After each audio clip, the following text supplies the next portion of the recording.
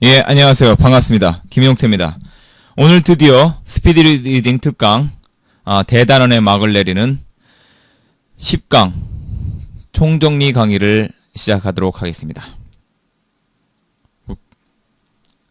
10강의 내용은 마무리하는 강의로서 지금까지 배웠던 내용을 다시 한번 검토하고 그 중에 특정한 내용은 심화 보강을 하는 내용으로 마무리를 짓겠습니다.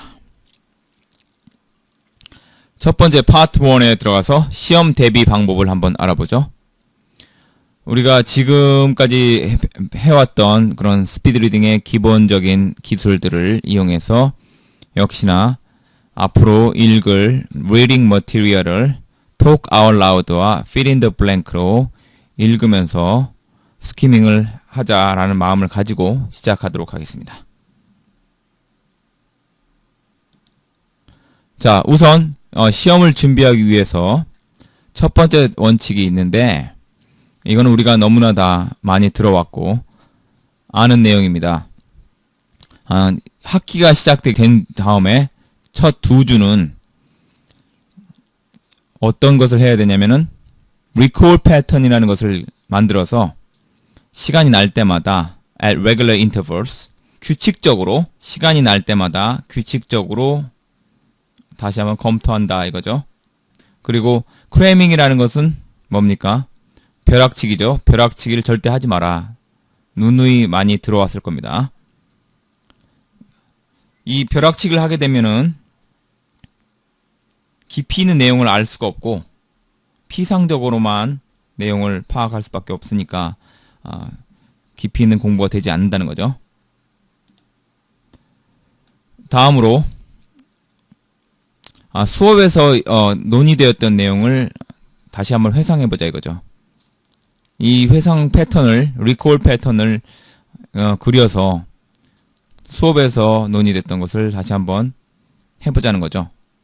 그래서 6가지 원칙이 나옵니다. 우선 리콜 패턴을 이용해라는 거고, 두 번째로는 읽으라고 주어진 assigned reading material이 있겠죠? 이것을 이 중에서 가장 중요한 내용이 뭐냐 먼저 파악을 해야 될 것입니다. 그리고 세 번째로 지면 위에 있는 것을 소리내서 읽으면서 그 중에서 새로운 단어라든지 생각이라든지 이런 것들이 혹시 선생님이 강조하는 부분이 있다면 그걸 자신만의 언어로 정의를 해보는 거죠. 그리고 네 번째 원칙은 질문 형식으로 각 중요한 포인트를 jot down, 적어본다는 거죠. 어떤 것을 물어볼 수 있을지 한번 생각을 해보고 그거에 대해서 질문 형식으로 한번 적어본다는 겁니다. 다섯 번째 원칙은 공부를 할 때 지금까지 봐왔던 그런 머티리얼들, 교재를 검토를 할 때 자신만의 언어로 설명을 할 수 있어야 된다는 거고, 여섯 번째, 선생님이나 혹은 저자들이 내린 결론을 다시 한번 검토를 해봐야 된다 이런 얘기입니다. 일곱 번째도 있습니다만은 중복되는 내용이고요. 그래서 회상 패턴을 검토하는 것을 집중해라. 회상 패턴을 검토하는 것에 집중하다 이런 얘기죠. 두 번째 원칙으로 가겠습니다. 여기에서는 시험에 대한 그런 긴장감 이런 것들을 조절하는 방법들에 대해서 나와 있는데 이 적극적인 조치를 취하라는 이거죠. aggressive measures. 너무 긴장이 없어서 안 되고 또 너무 긴장을 많이 해도 안 된다. 이 중간을 택해야 된다라는 얘기죠. 자세한 내용은 이북에 이것이 포함될 테니까 읽어보시고요. 또 다른 학생들이 뭐라고 질문하는 경우 있겠죠. 이런 것에 절대로 답해주는 일을 삼가라 이런 얘기를 하고 있습니다. 뭐 시험 중간에 특히나 어떤 것이 나올 것 같아? 뭐 이렇게 물어보면서 접근하는 학생들이 있죠. 일단은 개인주의라고 보일 수도 있겠지만은 그때 답해주는 게 절대 도움이 안 된다. 이런 얘기입니다. 왜냐면은 특정한 걸 자꾸 마음에 맴돌기 때문이죠. May loom so large 여기 나왔죠. 지금 우리가 하는 일이 바로 지금 talk out loud로 스키밍 하는 내용입니다. 이렇게 하이라이트 된 부분만 중점적으로 한번 읽어보는 거죠. 그 다음에 동일한 질문이 만약에 나왔을 때 답하기가 더 어려울 수도 있다. 이런 얘기입니다. 그래서 또 어떤 특정한 의문점에 너무 힘을 소진하지 말고 서로 질문하거나 답해주거나 하는 일을 삼가라. 또 공포감을 더 엄습해 올 수도 있다. 트리거 패닉 이런 얘기를 하고 있는 거죠. 그리고 뭐 너무나 당연한 얘기입니다. 그러니까 당연한 얘기들이 많이 계속 나오는데 모든 답을 다 할 수 있다고 생각하지 마라. 그러니까 알 수 없다는 것을 어느 정도 인정해라. 이런 얘기고요. 또 평소에 했던 것처럼 시험을 남겨놓고 며칠 전부터는 평소에 했던 데처럼 해라. 이런 얘기죠. 그러니까 시험 한 이틀 남겨놨다고 뭐 새롭게 막 더 열심히 해야 되겠다 해서 몰아치기 하지 말고 그런 얘기입니다. 또 세 번째 원칙은 지금까지 공부해 왔던 대로 시험장에서도 그대로 해라. operate이 나왔죠. 그러니까 연습을 실전을 연습처럼 이런 옛날 표어도 있었지 않습니까? 그런 것처럼. 그래서 새로운 것을 시도하려고 하지 말라는 얘기죠. 그러니까 try new approaches to writing 이런 것들. 새로운 것을 하는 날이 아니다. 그래서 비유가 있습니다. 우리가 테니스 플레이어가 라켓을 바꾸지 않는다는 거죠. 시험에 성공하기 위한 그런 간단한 철학이 있는데 일단 전체 시험을 한번 쭉 개괄해라는 거죠. 그래서 이 시험의 종류가 어떤 것인지, 즉 글쓰기, 에세이 시험인지, 아니면은 사지선다 이런 문항 선택 시험인지, 혹은 1대1 매칭하는 시험인지.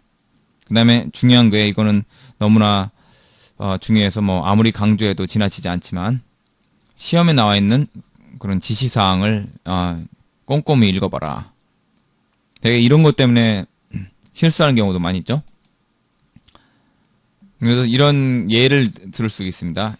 여기서 이제 1번부터 20번까지의 지시사항이 있는데 이걸 한번 연습을 한번 해보기 바랍니다. 그래서 얘기를 절대 하지 말고 물어보지도 말고 이 1번부터 20번까지 내용을 눈으로 훑어보면서 실제로 해보십시오. 여기서는 이제 생략하겠습니다. 자세한 내용은 이 북에 보십시오. 근데 중요한 거는 1번부터 20번까지 내용을 이렇게 다 제대로 따르는 사람이 거의 없다는 거죠. 그러니까 20번까지 다 도달한 사람은 한두 명밖에 안 됐다는 겁니다. 그만큼 자기가 하다 보면 그 지시사항을 잘 따르지 않는 경우, 즉 지시사항 전체에 대해서 다 고르게 집중을 하지 않는 경우가 많다. 그 다음에 시간 배분을 잘 해라. 조직을 잘 해라. 이런 거죠. 또 여기서는 지금부터는 구체적으로 특정한 시험 유형에 따라서 취할 수 있는 몇 가지 요령들이 나와 있습니다. 그래서 객관식이죠. 객관식이라는 거. 이 객관식 시험은 네 가지 그 범주로 나눠볼 수 있는데 진위 판단, 맞냐 틀리냐, true or false 문제, 그 다음에 사지선다, 오지선다 하는 선다형 문제, 그 다음에 1대1 매칭하는 거 있죠. 또 빈칸 넣기, 직접 응답 이런 것들을 나눠볼 수 있다는 거죠. 근데 진위 판단 문제, 맞냐 틀리냐 이런 유형이 있고 또 사지선다형 유형이 있는데 이 단어 시험 같은 경우는 사지선다가 많죠. 가장 대표적이죠. 그랬을 때 분명히 정답이 있다는 거죠. 항상. 그래서 이 정답을 위해서 오답이 될 수 있는 소지가 조금이라도 있다면 다 제거해 나간다 이런 거죠. 이게 바로 소거법이라는 거죠. 토익에서도 이런 것들 많이 써서 강의도 하고 또 학생들이 그런 걸 많이 이용했죠. 예를 들어서 이런 단어 시험이 있다고 합시다. 같은 동의어를 찾아라. The same meaning 하는 그 단어 시험도 있을 수 있죠. 그런 문제가 나올 수 있고요. 또 반의어를 찾아라. opposite meaning, antonym 이런 문제가 나올 수도 있는데 이 문제 유형에서 예문을 한번 보면은 이기적인 사람, selfish person은 다음 중에 어떤 사람이다 라는 것을 지금 오지선다로 지금 내놨죠. 근데 이걸 맞히기 위해서 이 아래에 나와 있는 것처럼 비동사하고 always 이러한 하나의 어떻게 보면 테스트라고 할 수 있는데 이런 테스트 포맷을 만드는 겁니다. 여기서 대입을 해보는 거예요. 그랬을 때 이게 맞냐 틀리냐를 하는 거죠. 우리가 be하고 always가 항상 붙는다는 것은 반드시 예외 없이 그렇다는 것을 나타내는 거죠. 그래서 튠이라는 것은 보잘것없는 별볼없는 이런 뜻이고 영은 뭐 다 알 수 있는 내용이고 vulgar는 저속한 뭐 상스러운 이 뜻이고 egotistical은 이기적이라는 뜻이고 wealthy는 부유한이라는 뜻이고 뭐 egotistical 나왔어요. 이미 selfish하고 같은 뜻이구나 알 수 있겠지만 보니까 다른 것들은 항상 그러냐 할 때 관련이 없거나 항상은 아니다 라고 할 수 있겠죠. 반드시 가져야만 must have 하나의 그 특질이 있을 텐데 다른 것들은 그런 것이 있을 수 있지만은 그것이 완전 무결한 필요 충분 조건이 되지 않는다 이거죠. 그랬을 때 하나씩 제거해 나가 보면은 5번이 답이라는 겁니다. 자, 매칭 테스트가 또 있습니다. 이것도 일단은 여기서는 스킵을 하겠습니다. 자, 빈칸 넣기 유형 있죠? 많이 나오는 유형이죠? 근데 이 빈칸 넣기 유형은 실제로 저자가 말하기를 만들기 쉽다는 거죠. 그래서 또 즐겨 출제 때는 문제 유형이라는 거고 또 한 가지 그 장점은 다른 객관식 시험에 비해서 지식을 테스트하기가 보다 유리하다 이런 거죠. 가령 빈칸이 여기 있고 invented a cotton gin 이라는 문장이 나왔다 할 때 이 invented 앞에 나올 것은 어떤 것이냐 이런 거죠. 그랬을 때 육하 원칙으로 물어볼 수 있죠. who라는 질문을 할 수도 있을 테고 why로 시작할 수도 있을 테고 뭐 how로 할 수도 있을 테고 what, when, where 다 되는데 who는 사람을 가리키는 거죠. 당연히 why는 이유를 가리키는 거고 how는 어떤 과정이나 절차 그다음에 what은 어떤 특정한 사실 when은 시간이고 where는 장소고 어떤 게 나올 수 있겠습니까? invented만 보면은 이미 뭐 특정한 사람이 발명했다는 거니까 who가 나올 수밖에 없겠죠. 그래서 이런 그 식의 육하 원칙을 이용해서 질문의 유형을 그러니까 rephrase 다시 한번 재상수를 해보라는 거죠. 이런 것들을 이른바 fill in the blank question이라고 합니다. 우리가 스피드 리딩 기법 중에서도 띄엄띄엄 talk out loud로 읽는 것 이런 것도 fill in the blank라고 했죠. 역시 마찬가지입니다. 빈칸 넣을 때 우리가 그것이 어떻게 그 빈칸을 메꿀 수 있는지 이거를 유추하는 것도 역시나 fill in the blank라고 할 수 있겠죠. 자, 에세이 테스트가 있는데 이것도 스킵을 하겠습니다. 자, 이번에는 아까 예고해 드렸던 대로 손을 이용하는 방법 지금까지 배웠었죠. 1강에서도 언급이 됐었고요. 이걸 보다 업그레이드한 심화 학습을 하겠습니다. 자, 일반적으로 이렇게 그림에 나와 있는 것처럼 손을 이용해서 속도를 조절하거나 더 빨리 읽을 수 있겠죠. 레귤레이터로. 그래서 일직선 방향으로 지금 손을 움직이고 있습니다. 책을 빨리 넘기기 위해서 중간을 breaking in 이렇게 펼쳐라는 거죠. 거길 뭐 책을 손상되지 않을 정도로 충분히 쉽게 넘길 수 있도록 breaking in 하라는 거고 한 손을 이렇게 레귤레이터 속도 조절자 혹은 지시자로 이용하면서 다른 손은 넘길 준비를 하고 있는 모습이죠. 또 다른 방법으로는 손을 이용하지 않고 펜을 이용하는 방법도 있습니다. 볼펜이나 연필 같은 거 이용할 수 있겠죠. 또 페이지를 넘길 때는 펜을 쥐고 이런 식으로 넘길 수 있다는 거고, 또 줄 치는 방법을 이용할 때 끝까지 다 치지 않고 단축시켜서 shortened 단축시켜서 줄을 치는 방법을 이용할 수 있다는 거죠.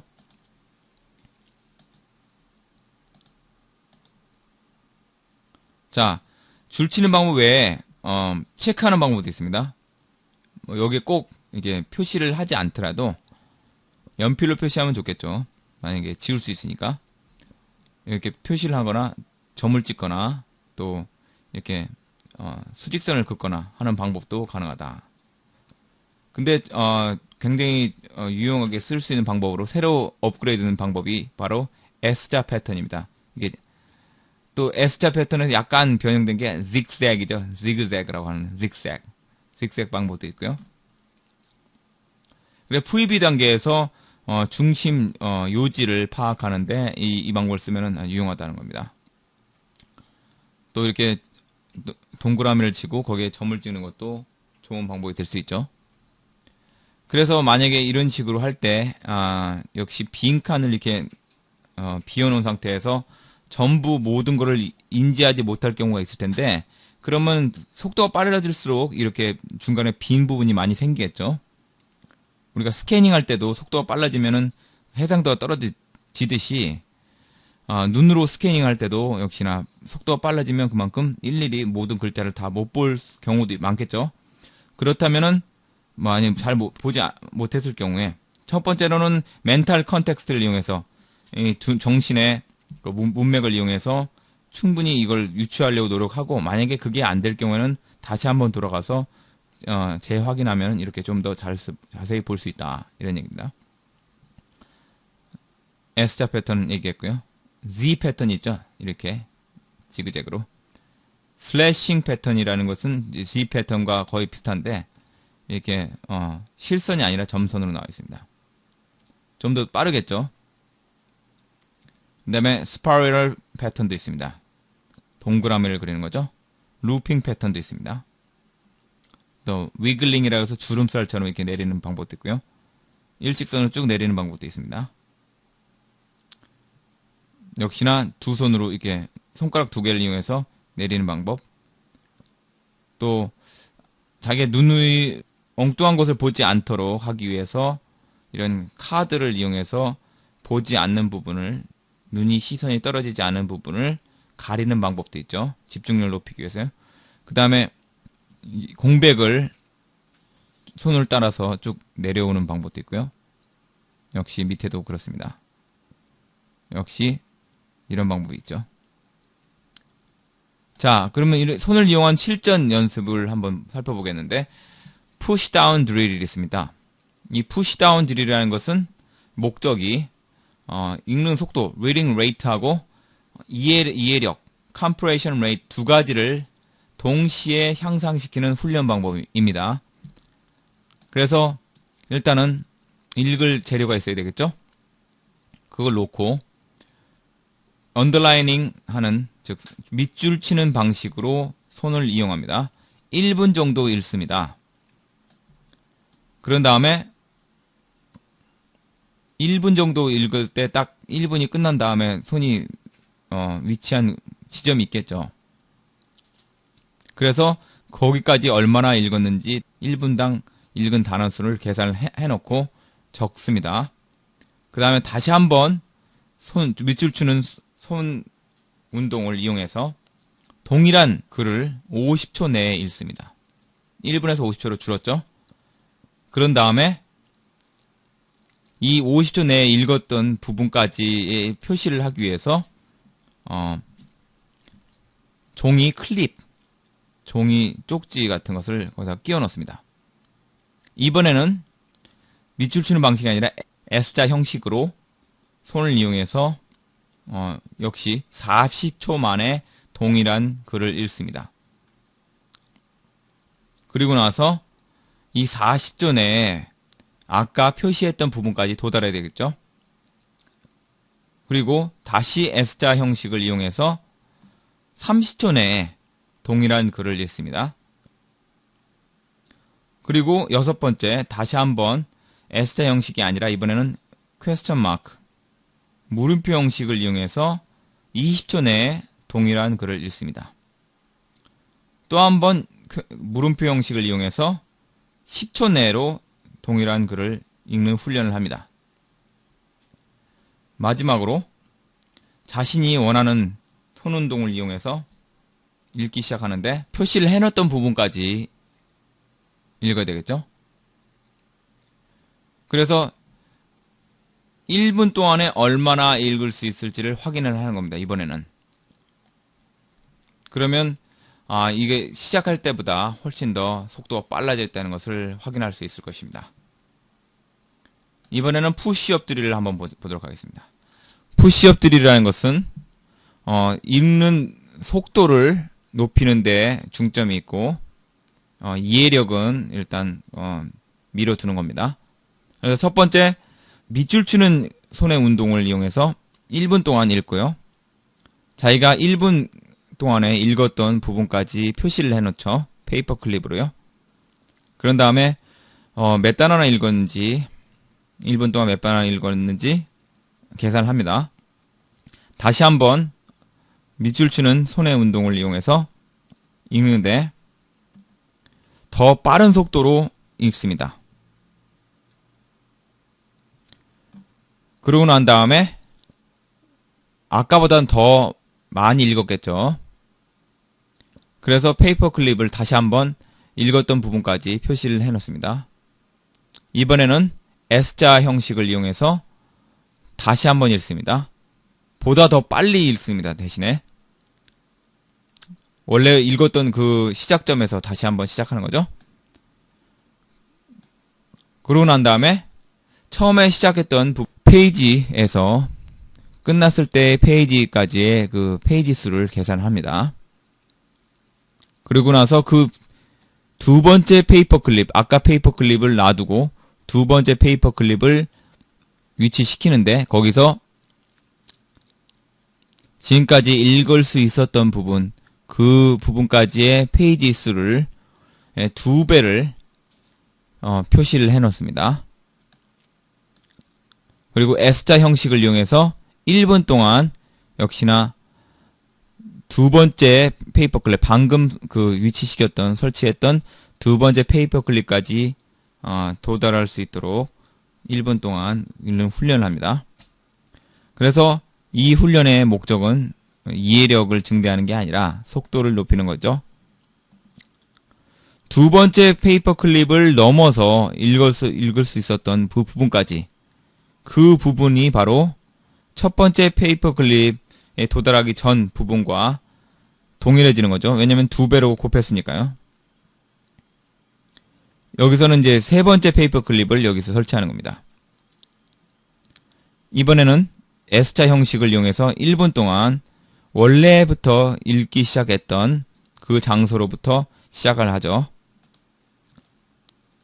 이번에는 1분 내에 세 번째 페이퍼 클립까지 도달을 할 수 있어야 됩니다. 마지막으로 S자든 퀘스천 마크든 자신이 선택한 손의 운동을 이용해서 1분 동안 새로운 글을 읽습니다. 이때 세 번째, 그 다음에 마지막 페이퍼 클립을까지 도달을 할 수 있어야 되겠죠. 그 다음에 1분 동안 새로운 글을 읽었을 때 그때 그 단어 수를 계산합니다. 그래서 다시 한번 얘기하지만은 이 푸시업 드릴 같은 경우에는 푸시다운 드릴과 달리 속도를 높이는데 목적이 있겠죠. 또 파워 드릴이라는 게 있습니다. 여기서는 속도보다는 기억하는데 그리고 이해하는 능력을 높이는데 그 목적이 있습니다. 그래서 글을 다시 한번 선택을 하고 언더라인 핸드 모션이 아니라 물음표 방식의 손의 운동을 이용해서 빠르게 1분 동안 프리뷰 레이트로 읽습니다. 여기서는 프리뷰와 오버뷰를 구분을 하고 있는데 어쨌든 정식으로 읽기 전에 어떤 식으로 글의 구조가 생겼는지를 확인하는 것만 보면 바로 그것이 프리뷰라고 할 수 있겠죠. 책을 덮고 나서 프리뷰했던 내용을 회상을 해봅니다. 그래서 기억나는 것을 한번 간단하게 적어보는 거죠. 이번에는 S 형식을 이용해서 1분 동안 최대한 빨리 읽습니다. 프리뷰 할 때 처음에 시작했던 부분이 있겠죠. 거기서부터 시작해야 되겠죠. 그 다음에 5번째로 책을 덮고 역시나 1분 동안 기억했던 것을 떠올려 봅니다. 그러면 S 형식을 다시 한번 이용해서 1분 30초 동안 원래 읽었던 부분부터 다시 한번 읽습니다. 이때는 좀 더 느린 속도로 읽음으로써 보다 자세한 내용을 파악할 수 있도록 합니다. 7번째는 책을 또 역시 다시 덮고 1분 동안 회상할 수 있는 만큼 모든 것을 다 기억해냅니다. 그리고 나서 S 형식을 이용해서 처음부터 다시 한번 읽음으로써 2분 동안 읽습니다. 다 끝났을 때 책을 옆에다 치워두고 또 1분 동안 자신이 읽었던 것을 기억해냅니다. 그래서 최종적으로 2분 동안 읽었던, 바로 9번 단계에서 2분 동안 읽었던 그 내용을 가지고 1분 내에 몇 단어나 읽었는지를 계산합니다. 이것이 바로 완벽하게 이해하면서 읽을 수 있는 최대한의 속도죠. 자, 이번에는 기억 비법에 대해서 설명하겠습니다. 바로 새로운 노트 필기 방법인데 이른바 마음 컴퓨터 출력이라고 하죠. 그래서 바로 여기서 리콜 패턴을 다루겠습니다. 전에도 누누이 얘기했지만 리콜 패턴이라는 것이 노트 필기 방법뿐만 아니라 기억을 돕는데 굉장히 유용한 보조 도구가 됩니다. 리콜 패턴이 뭐냐? 일단은 보다 조직적이고 쉽게 또 능률적으로 생각을 정리할 수 있는 필기 방법이죠. 그래서 이 리콜 패턴의 특징은 여러 가지 그 정보의 조각들이 있는데 이 정보의 조각들하고 마음속에 새겨진 인상들이 있죠. 이 사이에 연결고리를 굉장히 강하게 만들어주는 거죠. 어떤 strong association이 기억의 키입니다. 우리가 기억을 더 강하게 만들려면은 연상의 고리를 더 강력하게 만드는 것이 가장 중요하죠. 별로 관련이 없는 것들은 기억이 잘 안 나죠. 근데 관련성이 높은 것들은 기억이 잘 나듯이 그렇습니다. 그래서 가령 이런 우리가 장을 보려고 할 때 사야 되는 그런 물건들이 있다고 합시다. 이런 것들을 다 일일이 하나씩 별도로 기억을 하다 보면은 기억이 잘 안 나겠죠. 근데 이것을 어떤 심상의 이미지로 만들어서 그로서리맨이라는 청가물 아저씨, 이런 사람이 있다고 가상을 하고 이 사람이 각 신체 부위에 이런 물건들이 주렁주렁 달려있다고 상상을 하면 좀 더 이해하기가 쉽고 기억하기 쉽겠죠. 그래서 보다 논리적으로 연결성을 강화시키면 그만큼 인상이 깊어지고 기억하기가 쉽다는 겁니다. 그래서 새로운 방식의 노트 필기 방법을 한번 소개해 보도록 하죠. 리콜 패턴이라는 것이 하나의 그림이라고 할 수 있을 텐데 글로 쓰여진 것을 그림으로 그린다는 거죠. 그래서 중요한 거는 중심 생각 있고 보조적인 생각 있죠. 종속적인 생각. 자신만의 그런 방식으로 새롭게 재조직할 수 있는 기회를 제공할 수 있죠. 리콜 패턴이라는 것이. 그 다음에 각각 다른 색깔을 쓰는 것도 아주 유용하겠죠. 기억이 잘 나니까요. 예를 들자면 연필, 지금 색깔을 이렇게 다 달리 언더라인을 했죠. 이것도 기억하기 쉽죠. 연필은 이런 색깔이 나죠. 약간 회색빛으로. 흑연이니까. 이때는 이 잠정적인 테너티브죠. 잠정적인 생각들. 그 다음에 오버뷰나 프리뷰 단계의 그런 생각들을 기록을 할 때 유용하게 쓸 수 있고, 검정색 펜은 프리뷰가 끝난 다음에 어느 정도 완성된 그런 회상 패턴을 위해서 쓸 수가 있겠죠. 그 다음에 빨간색은 추가를 할 때, 리딩 단계에서 추가를 할 때 쓸 수가 있겠고, 파란색은 다시 한번 검토할 때, 포스트 뷰 단계에서 이용할 수 있겠죠. 가령 이렇다는 겁니다. 색깔을 달리할 수 있다는 것이지, 색깔은 뭐 자신이 원하는 대로 선택할 수 있죠. 그래서 이렇게 하다 보면 빠른 속도로 필기도 할 수 있거니와 창조력과 그 생각을 좀 더 풍부하게 만들어준다는 겁니다. 근데 주의할 점은 책을 덮은 상태에서 그림을 그려야 된다는 거죠. 그리고 이 리콜 패턴의 장점으로는 더 내용을 압축해서 그릴 수 있고, 더 개념 간의 강한 연결고리를 강조할 수 있고, 전체적인 조직을 굉장히 조직적으로 만들어줄 수 있다는 거죠. 예를 들면 이런 거죠. 슬래시 리콜 패턴이라는 것이 지난번에 토플 강의 시간에서도 설명했지만, 이렇게 사선으로 빗금으로 친 리콜 패턴이 있죠. 이 중심이 있고, 리콜이라는 게 뭐냐, 방법이 있다. 방법 메서드가 있고요. 그 다음에 용도에는 이런 것들이 있더라. 그 다음에 중심 특징으로는 이런 것들이 있다. 주요 특징으로는. 그 다음에 지면 위에 어떤 생각을 표시를 해야 되는데, 그때는 그 생각들은, 지면 위의 생각들은 이래야 된다라는 것을 이렇게 조직을 한 거죠. 그랬을 때 리콜이 뭔지 굉장히 조직적이고 쉽게 기억하거나 이해할 수 있겠죠.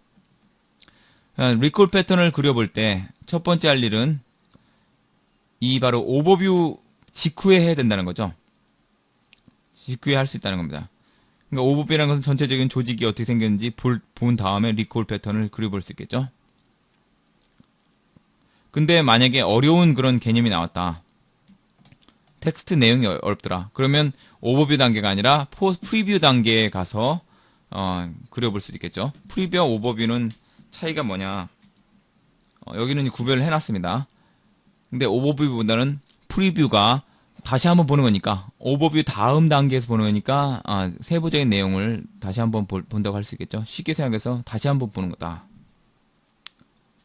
그래서 프리뷰가 끝난 다음에 연필로 기본적인 구조라든지 최초로 들어갈 수 있는 그런 주제들을 한번 기록을 해보는 거죠. 그리고 세부 표제어를 사용할 것을 염두에 둬라 라는 겁니다. 이때 좀 더 굵은 글씨로 표시를 할 수 있겠고, 또 다른 요점 정리를 하기 위해서 필요한 것들, 하이라이트 했던 그런 내용들, 이런 것들도 같이 한번 이용할 수 있다는 거죠. 그래서 중심 브랜치, 나뭇가지가 있을 테고, 거기서 그 가지에서 쭉 펴져 나오는 거죠. 그다음에 중요한 거는 리콜 패턴은 될 수 있으면 짧게, 길게 쓰지 말고 짧게 쓰는 게 유리하다는 거죠. 그래서 핵심어나 핵심 어구를 쓰는 게 유리하다. 그러고 난 다음에 읽습니다. 읽고 난 다음에 또 책을 옆에다 치워두고, 이번에는 중심 아이디어가 아닌 보조 아이디어, 보조적인 사실들, 개념들을 좀 더 추가를 하고요. 이런 오버뷰잉, 프리뷰잉, 리딩 단계, 그 다음에 리콜 단계, 이런 것들은 각각 구별이 되어 있는 거죠. 그리고 리콜 패턴을 만약에 오버뷰 단계에서 했다고 할 때는 전체적인 조직을, 구조를 프리뷰가 끝난 다음에 완성할 수가 있겠습니다.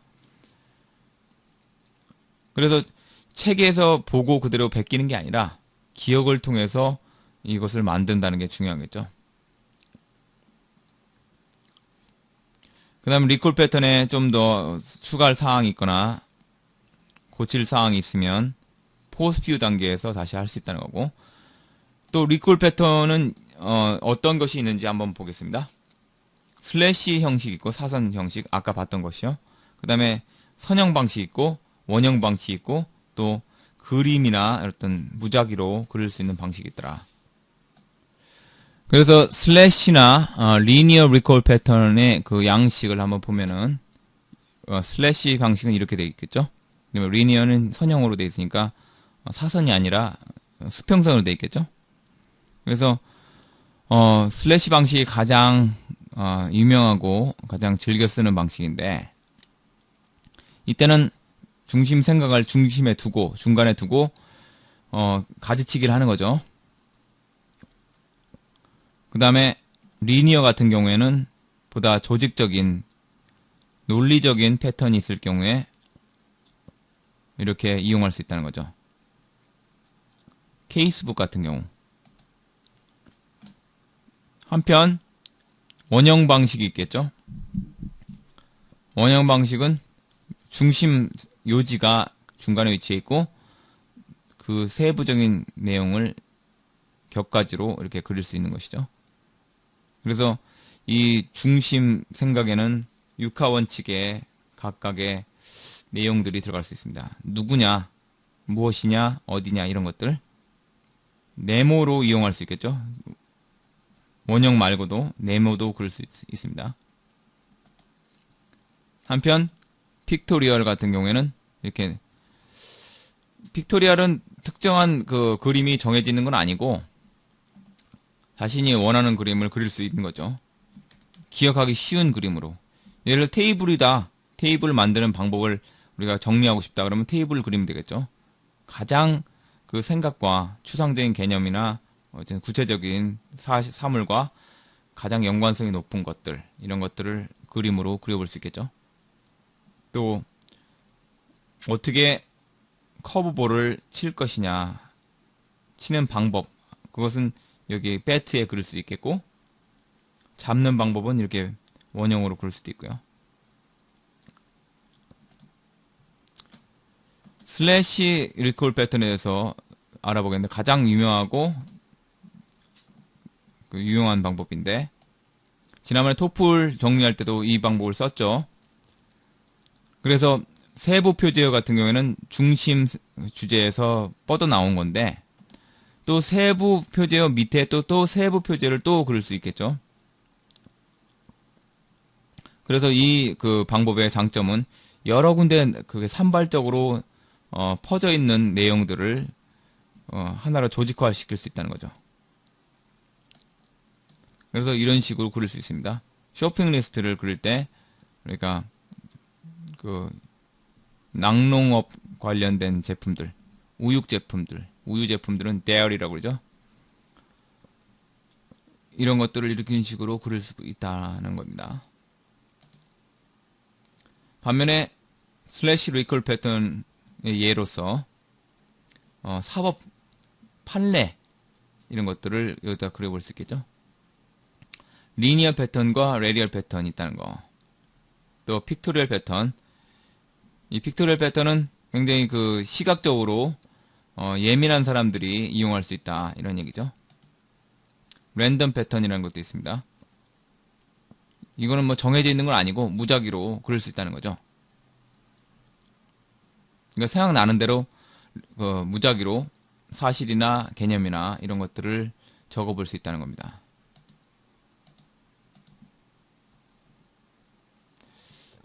역시 다른 책에서도 노트 테이킹에 대한 거 나오는데 같은 원리를 적고 있습니다. 한편 플로우 차트도 이용할 수 있겠죠. 이렇게 순서대로 일어나는 일이 있다면은 이렇게 화살표와 네모를 이용해서 그려볼 수 있겠죠. 이번에는 단어를 어떻게 기억할 것인지에 대해서 한번 살펴보도록 하겠습니다. 단어 안에 단어가 있다. 이거는 쉽게 생각해서 문맥을 이용해서 단어를 기억해라 라는 거고,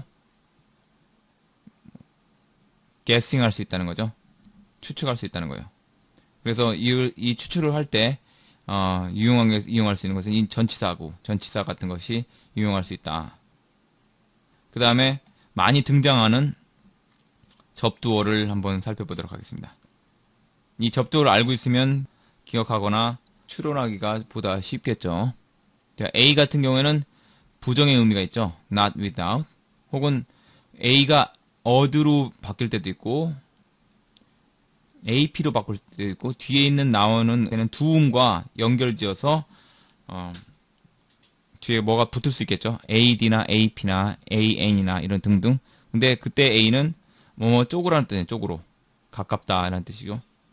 of 같은 경우는 뭐뭐로부터 떨어지는 개념이고, 이게 ad, ap, at 이것이 바로 a에서 나왔다고 생각하면 됩니다. 역시나 toward to. 그러니까 adjoin, apply. 이 apply 할 때 이 p는 뒤에는 접두음 p하고 동화돼 가지고 p로 바뀌었다고 볼 수 있겠죠? tire도 마찬가지입니다. tire하고 a가 붙을 때 t가 다시 한번 와가지고 동화됐다. auto 같은 경우는 자신이라는 뜻이죠. 스스로라는 뜻이죠. by는 두 개라는 뜻이고요. 또 be가 있습니다. be는 뭐뭐 옆에 있다는 뜻입니다. beside, behind. call, come, con 이런 것들은 함께라는 뜻이죠. together라는 뜻입니다. d는 역시나 뻗어 나왔다 이런 뜻이고요. this는 부정의 의미죠. 이것도 역시 am, and 이런 것은 뭐뭐 쪽으로는 뜻이고, x는 밖으로 나왔다는 얘기죠. im 같은 경우는 뭐뭐 쪽으로 라는 뜻이 있거나 혹은 반대예요. not이라는 의미도 있죠. of 같은 것, of, op 이것도 역시나 뒤에 있는 접두음과 동화돼서 변하는 거죠. oppose도 역시나 접두음과 동화되는 거고요. 그래서 이것도 역시는 뭐뭐로부터 떨어져 나왔다는 뜻이고, 프리는 뭐뭐 앞에라는 뜻이고, 프로, 프리. 포스트는 나중이라는 뜻도 있지만 뒤라는 뜻이죠. 뒤. 리 같은 거는 다시라는 뜻이고요. 서브는 뭐뭐 아래에 있다는 뜻이고, 슈퍼는 넘었다는 뜻이고요. 트랜스는 건너뛰었다는 얘기죠. 우리가 트랜슬레이션 하면은 번역이라는 얘기죠. 언어와 언어를 건너뛰었다는 얘기죠. 트랜스포테이션, 운송이라는 얘기죠. 지역을 건너뛴 거죠. 근데 on 같은 거는 아니라는 뜻이죠. 한편 suffix, 전미어를 한번 살펴보죠. 접두어를 살펴봤으니까 전미어는 able은 가능하다 이런 뜻이죠. 우리가 able to 할 때 able. 그냥 a 떼고 ble도 있죠. ible도 있고요. l 같은 경우 있죠. 이거는 액션, 행위 이런 것들을 나타내는 건데, 때로는 명사어도 있고요. 때로는 형용사어를 만드는 접미어일 때도 있죠. The ons, ans 이건 상태를 나타내는 겁니다. ont는 작용자란 얘기죠. 작용자. 그러니까 pollutant 하는 것도 있습니다. pollutant 여기서 나왔지만 pollutant라는 게 있죠.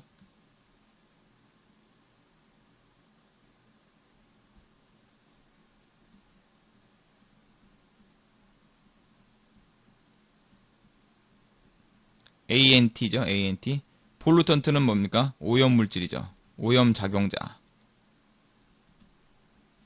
솔벤트 뭐 이런 것도 다 같은 겁니다. 솔벤트. 솔루션에서 나온 거죠. 솔루션. 용해제, 솔벤트. 이런 것도 다 같은 거고요. 그 다음에 er이 붙을 때 ion, east, or 이게 다 사람을 가리키는 거죠. 행위자, consumer, physician. 직업마다 다르죠. 전미어가. 풀은 뭐뭐가 찼다는 얘기죠. 예를 들어서 우리가 이거는 조심해야 될 것이 awful이라는 게 있고 awesome이라는 게 있죠. 약간 이게 이자가 빠졌다 뿐이지 같은 어원이라고 볼 수 있겠죠. 근데 이건 정반대 뜻이죠. 어가 충만한 이 뜻이죠. 충만한. 어가 어느 정도 있는. 직역하면 뭐죠?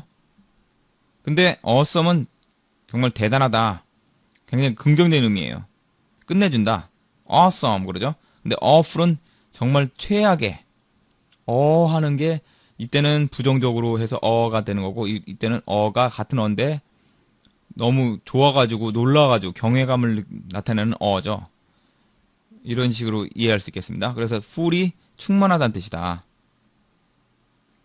be full of 뭐뭐를 충만하다. IC는 뭐뭐에 관련된 얘기죠. 형용사 만드는 어미죠. ing는 어떤 행위의 결과 이런 얘기죠. ion 그것은 역시나 행위 이런 뜻이고, ly는 여기 그 뭐뭐의 방법으로 이런 뜻입니다. 방법으로. truly 방법에 관련된 거죠. 그러니까 in the true manner 이것을 바꿔 썼다고 봅니다. 매너. 매너가 방법이죠, 방법. 여기 우리가 흔히 오해하는 사람이 있는데 예의를 지킨다 할 때 매너가 좋다. 그때는 매너 쓰죠. S죠. 예절. 매너 그냥 이건 방법입니다. 웨이하고 똑같은 뜻이죠, 웨이. 자, 맨은 뭐뭐 하는 사람, 역시 카메라맨. 다 아는 내용입니다. 자, 마지막으로 또 보면은 서픽스가 있는데 ment 있죠? 역시 결과죠, 행위.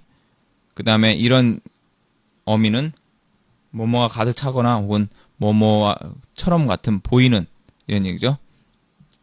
laborious, joyous, nauseous 이런 것들 있죠.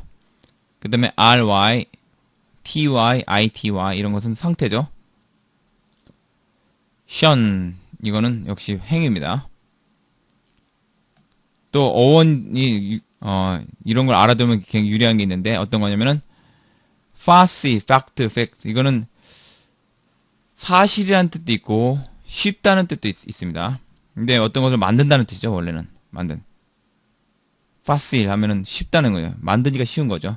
fiction은 사실은 부분이라는 뜻이죠. 부분. fiction은 말 그대로 fiction, non-fiction 할 때 허구란 뜻이죠. 허구. fun은 이런 어원은 어떤 운반하다는 뜻이죠. 운반하다. 갖고 있거나 운반하는 거. miss는 전송하다는 뜻이죠. missile 할 때 missile, transmit, submit 전송하다는 뜻입니다. mot, mob 이거는 옮기다는 뜻이죠. 파는 준비하다는 뜻입니다. pon pos 이거는 놓다는 뜻이죠. port도 포터 우리가 그런 말이죠. 짐꾼 캐리한 운반하다는 뜻이죠. speak 보다는 얘기죠. 그리고 스펙타클이죠. 스펙타클 웅장한, 장엄한 이런 형용사도 있고 여기다 s를 붙이면 안경이라는 뜻이죠. 안경 보는 거니까 보는 거 관련했으니까 goggle이라는 뜻이죠. goggles.